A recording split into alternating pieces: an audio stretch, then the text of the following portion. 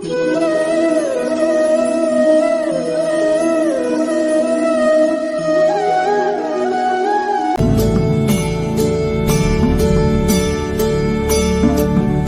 பதிவில் நாம் பார்க்க இருப்பது வம்ச விருத்தியை கொடுக்கும் புத்திர ஏகாதேசியை பற்றி பார்க்கலாம். ஆன்மீக நண்பர்களுக்கு பதஞ்சலி கார்த்திகேயனின் பணிவான வணக்கங்கள். நமது சேனலை சப்ஸ்கிரைப் செய்யாதவர்கள் சப்ஸ்கிரைப் செய்து பெல் பட்டனை கிளிக் பண்ணவும். இந்த வீடியோவை முழுமையாக பார்க்கவும். ஏகாதசி மரணமும் துவாதசி தகனமும் யோகிகளுக்கு கூட கிடைக்காது என்ற சொல் ஏகாதசியின் சிறப்பை கூறும். இவ்வாறு சிறப்பு மிக்க ஏகாதசியில் பெருமாளை வழிபாடு செய்வது நலத்தை கொடுக்கும். 21/1/24 ஞாயிற்றுக்கிழமை வரக்கூடிய ஏகாதசி பீஷ்ம ஏகாதசி என்று அழைக்கப்படுகிறது.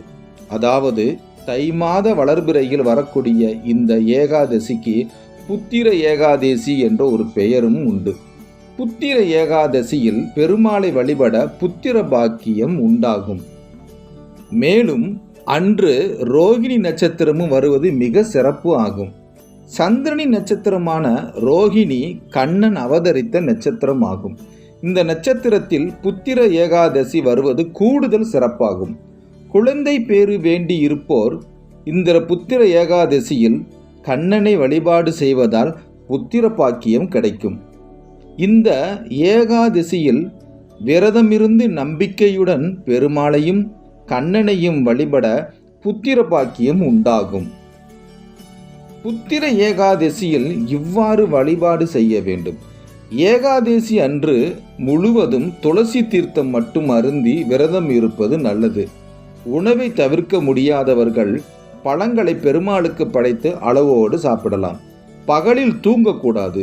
இரவில் பெருமாள் பஜனை செய்ய வேண்டும். அடுத்த நாள் துவாதசியில் பெருமாள் கோயிலுக்கு சென்று பெருமாளுக்கு துளசி மாலை சாற்றி நெய்விளக்கேற்றி அர்ச்சனை செய்து வழிபாடு செய்ய வேண்டும். பின்னர் கண்ணனுக்கு வெண்ணெய் சாற்றி வழிபட வேண்டும். பின் வீட்டிற்கு வந்து விரதத்தை முடிக்க வேண்டும். இவ்வாறு நம்பிக்கையுடன் இந்த புத்திர ஏகாதசியான பீஷ்ம ஏகாதசியில் பெருமாளையும் மற்றும் கண்ணனையும் வழிபட வம்சம் விருத்தி அடையும்.